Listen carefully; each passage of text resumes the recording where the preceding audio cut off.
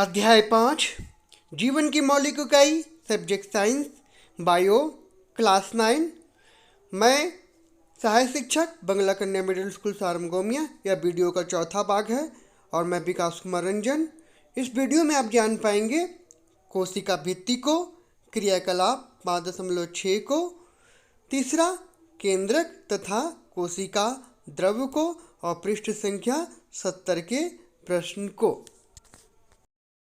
और इसके पिछले वीडियो तीसरे वीडियो में आप जान गए हैं विभिन्न प्रकार की कोशिकाओं के उदाहरण, दूसरा प्रश्न संख्या 66 के प्रश्न उत्तर, तीसरा कोशिका किससे बनी होती है, कोशिका का संरचनात्मक संगठन क्या है, और चौथा क्रियाकलाप 5.3, 5.4 और 5.5 और प्रश्न संख्या 68 के प्रश्न उत्तर को जानना। तो बच्चों, और जो बच्चे वीडियो का तीसरा भाग नहीं देखे हैं, मैं वीडियो के डिस्क्रिप्शन में उसका लिंक डाल दूंगा, आप वहां जाकर देख सकते हैं। और हम पढ़ रहे हैं एनसीईआरटी की किताब अध्याय 5 कक्षा 9 की जीवन की मौलिक इकाई, और यह वीडियो का चौथा भाग है। और चलते हैं हम किताब के पन्नों की ओर। कोशिका भित्ति। पादप कोशिकाओं में प्लाज्मा झिल्ली के अतिरिक्त कोशिका भित्ति भी होती है। पादप कोशिका भित्ति मुख्यतः सेल्यूलोज की बनी होती है। सेल्यूलोज एक बहुत जटिल पदार्थ है और यह पौधों को संरचनात्मक दृढ़ता प्रदान करता है। जब किसी पादप कोशिका में परासरण द्वारा पानी की हानि होती है तो कोशिका झिल्ली सहित आंतरिक पदार्थ संकुचित हो जाते हैं। इस घटना को जीवद्रव्य कुंचन कहते हैं। हम इस परिघटना को निम्न क्रियाकलाप द्वारा देख सकते हैं। तो आइए हम लोग जीवद्रव्य कुंचन को क्रियाकलाप 5.6 के द्वारा देखते हैं। तो क्रियाकलाप 5.6 में लिखता है, रियो की पत्ती की झिल्ली को पानी में रखकर एक स्लाइड बनाओ। इसे उच्च शक्ति वाले सूक्ष्मदर्शी से देखो।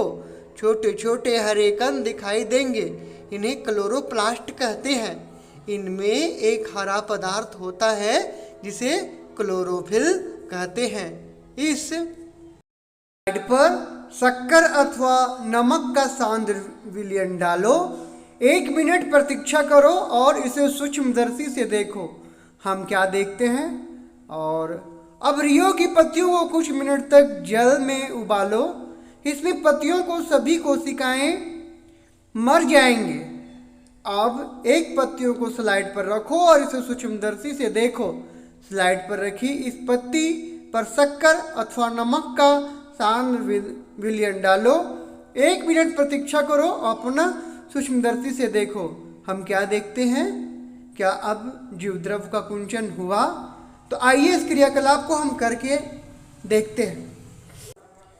आवश्यक वस्तुएं, रियो की पत्ती, दूसरा वाच ग्लास, तीसरा चिमटी, चौथा ब्रश, पांचवा कटर और छठा नीडल, सातवां सेफ्रॉन और आठवां ग्लिसरीन और नौवां माइक्रोस्कोप। ये सभी आवश्यक वस्तु हम सभी इकट्ठा कर लेंगे।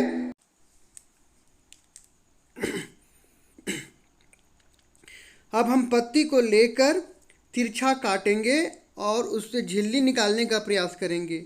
तो ये देखिए, हमें पत्ती से झिल्ली निकल आया है और लेयर जो आया हुआ है यही है कोशिका भित्ति। अब इसे हम कैंची की सहायता से काटकर एक झिल्ली को पानी में डाल दे रहे हैं और एक को काटकर नमक पानी में डालेंगे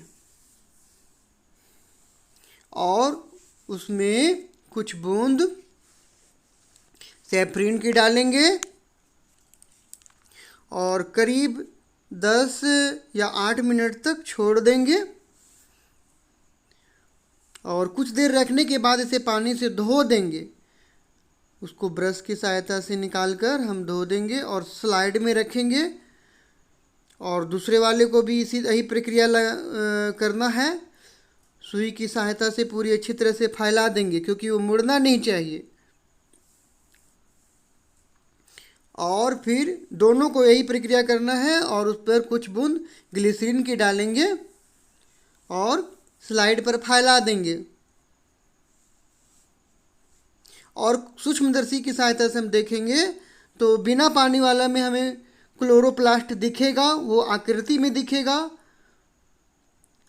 लेकिन जब हम नमक पानी वाले में देखेंगे तो क्लोरोप्लास्ट की आकृति बदल चुकी है, वो फट चुका है। तो यही हमें सूक्ष्मदर्शी से देखना था। इस क्रियाकलाप से क्या निष्कर्ष निकलता है?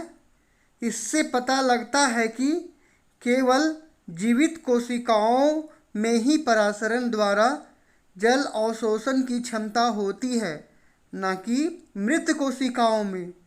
कोशिका भित्ति, पौधे, कवक तथा बैक्टीरिया की कोशिकाओं को अपेक्षाकृत कम तनु विलयन अल्प परासरण दाबी विलयन में बिना फटे बनाए रखती है। ऐसे माध्यम से कोशिका परासरण विधि द्वारा पानी लेती है, कोशिका फूल जाती है और कोशिका भित्ति के ऊपर दबाव डालती है। कोशिका भित्ति भी फूली हुई कोशिका के प्रति समान रूप से दबाव डालती है। कोशिका भित्ति के कारण पादप कोशिकाएं परिवर्तनीय माध्यम को जंतु कोशिका की अपेक्षा आसानी से सहन कर सकती है। केंद्रक आपको याद होगा कि हमने प्याज की झिल्ली की अस्थायी स्लाइड बनाई थी। हमने इस झिल्ली पर आयोडीन की बूंद डाली थी। क्यों? यदि हम बिना आयोडीन के स्लाइड देखें तो हम क्या देखेंगे? प्रश्न करो और देखो कि क्या अंतर है। जब हमने आयोडीन का घोल डाला तो क्या प्रत्येक कोशिका समान रूप से रंगीन हो गई? कोशिका के विभिन्न भाग रासायनिक संगठन के आधार पर विभिन्न रंगों से रंग जाते हैं।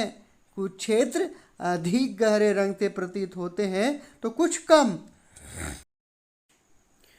कोशिका को रंगने के लिए हम आयोडीन विलयन के अतिरिक्त सेफ्रानिन अथवा मैथिलीन ब्लू विलयन का भी उपयोग कर सकते हैं। हमने प्याज की कोशिका को देखा है। आओ अब हम अपने शरीर से ली गई कोशिकाओं को देखें। क्रियाकलाप 5.7 कांच की एक स्लाइड लो और उस पर एक बूंद पानी रखो।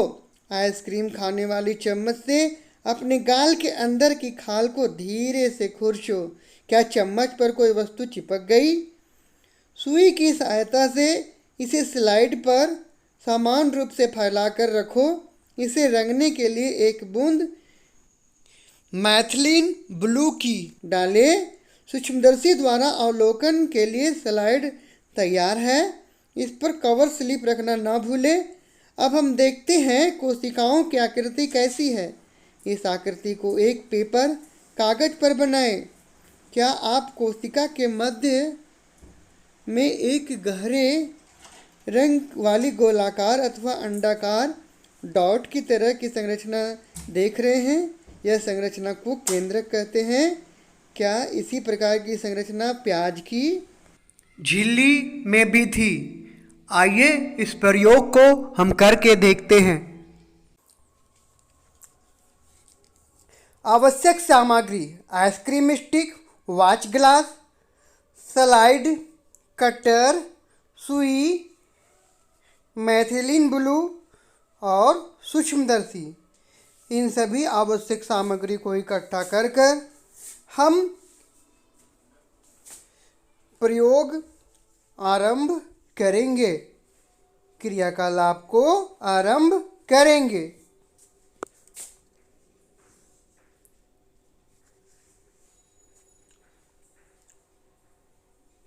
अब आइसक्रीम स्टिक की सहायता से अपने गाल के नरम भाग को निकालकर पानी से साफ करेंगे और फिर उसे दो भागों में अलग करके दो अलग स्लाइड में रखेंगे।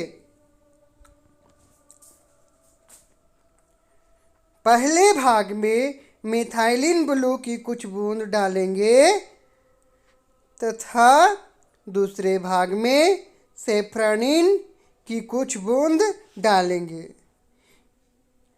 दोनों में कोई एक भी प्रयोग कर सकते हैं और दोनों इसलिए डाल रहे हैं कि जिससे ज़्यादा सूक्ष्मदर्शी से जिससे ज़्यादा अच्छा तस्वीर बने, ज़्यादा अच्छा दिखे।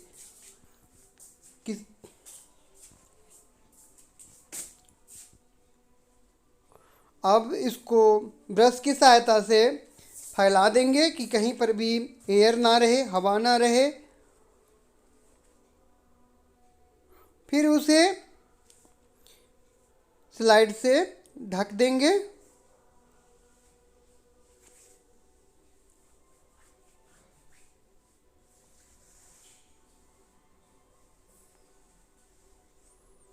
अब इसे सूक्ष्मदर्शी में रखकर देखेंगे तो अंडाकार आकृति में केंद्रक को देख सकते हैं और यह हमें इस तरह से दिखेगा।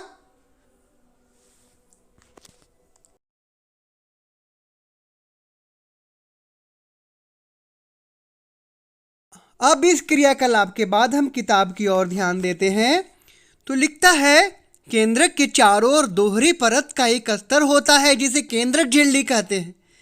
केंद्रक के चारों ओर दोहरे परत का एक अस्तर होता है जिसे केंद्रक झिल्ली कहते हैं। केंद्रक झिल्ली में छोटे छोटे छिद्र होते हैं। इन छिद्रों के द्वारा केंद्रक के अंदर का कोशिका द्रव्य केंद्रक के बाहर जा पाता है। कोशिका द्रव्य के विषय में हम अनुभाग 5.2.4 में पढ़ेंगे। केंद्रक में क्रोमोसोम होते हैं जो कोशिका विभाजन के समय छड़ाकार दिखाई देते हैं, बिल्कुल छड़ के जैसा। क्रोमोसोम में आनुवांशिक गुणों की जो सूचना होती है वह माता पिता से डीएनए डीऑक्सीराइबोन्यूक्लिक अम्ल अणु के रूप में अगली संतति में जाते हैं। क्रोमोसोम डीएनए तथा प्रोटीन के बने होते हैं। डीएनए अणु में कोशिका के निर्माण व संगठन की सभी आवश्यक सूचनाएं होती है। डीएनए के क्रियात्मक खंड को जीन कहते हैं। जो कोशिका विभाजित नहीं हो रही होती है उसमें यह डीएनए क्रोमैटिन पदार्थ के रूप में विद्यमान रहता है। क्रोमैटिन पदार्थ धागे की तरह की संरचनाओं का एक जाल का पिंड होता है। जब कभी भी कोशिका विभाजन होने वाली होती है तब यह क्रोमोसोम में संगठित हो जाता है। कुछ जीवों में कोशिकीय जनन में केंद्रक महत्वपूर्ण भूमिका निभाता है। इस प्रक्रिया में एक अकेली कोशिका विभाजित होकर दो नई कोशिकाएं बनाती है। यह कोशिका के विकास व परिपक्वन को निर्धारित करता है तथा साथ ही सजीव कोशिका की रासायनिक क्रियाओं को भी निर्देशित करता है। बैक्टीरिया जैसे कुछ जीवों में कोशिका का केंद्रकीय क्षेत्र बहुत कम स्पष्ट होता है क्योंकि इसमें केंद्रक झिल्ली नहीं होती। ऐसे स्पष्ट केंद्रक क्षेत्र में केवल क्रोमैटिन पदार्थ होता है। ऐसे क्षेत्र में केंद्रकाय कहते हैं। ऐसे क्षेत्र को केंद्रकाय कहते हैं। ऐसे जीव जिसकी कोशिकाओं में केंद्रक झिल्ली नहीं होती उन्हें प्रोकैरियोट प्रो आदि अथवा पूर्व कैरियोट के बराबर कैरियन बराबर केंद्रक। जिन जीवों की कोशिकाओं में केंद्रक झिल्ली होती है उन्हें यूकैरियोट कहते हैं। प्रोकैरियोटिक कोशिकाओं चित्र 5.4 में और भी अन्य अधिकांश द्रव अंगक नहीं होते जो कि यूकैरियोटिक कोशिकाओं में होते हैं। ऐसे अंगकों के अनेक कार्य भी कोशिका द्रव्य के असंगठित भागों द्वारा ही किए जाते हैं। अनुभाग 5.2.4 पढ़े। प्रकाश संश्लेषी बैक्टीरिया में क्लोरोफिल झिल्लीदार पुटिका थैले की तरह की संरचना के साथ होता है जबकि यूकैरियोटिक कोशिकाओं में क्लोरोफिल प्लास्टिड में होता है। तो ये चित्र में हम देख सकते हैं प्लाज्मा झिल्ली, कोशिका भित्ति, राइबोसोम और कोशिकाएं। तो ये प्रोकैरियोटिक कोशिका का आकृति है। अब हम पढ़ेंगे कोशिका द्रव्य। जब हमने प्याज की झिल्ली तथा मनुष्य के गाल की कोशिकाओं की स्लाइड को देखा तब हमें प्रत्येक कोशिका में एक बड़ा क्षेत्र दिखा जो कोशिका झिल्ली से घिरा हुआ था। इस क्षेत्र में बहुत हल्का धब्बा था, इसे कोशिका द्रव्य कहते हैं। प्लाज्मा झिल्ली के अंदर कोशिका द्रव्य एक तरल पदार्थ है। इसमें बहुत से विशिष्ट कोशिका के घटक होते हैं जिन्हें कोशिका अंगक कहते हैं।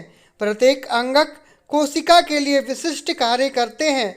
कोशिका द्रव्य तथा केंद्रक दोनों को मिलाकर जीव द्रव्य कहते हैं। कोशिका अंगक झिल्ली युक्त होते हैं। प्रोकैरियोटिक कोशिकाओं में वास्तविक केंद्रक के अतिरिक्त झिल्ली युक्त अंगक भी नहीं होते, जबकि यूकेरियोटिक कोशिकाओं में केंद्रकीय झिल्ली तथा झिल्ली युक्त अंगक होते हैं। झिल्ली की सार्थकता वायरस के उदाहरण से स्पष्ट कर सकते हैं।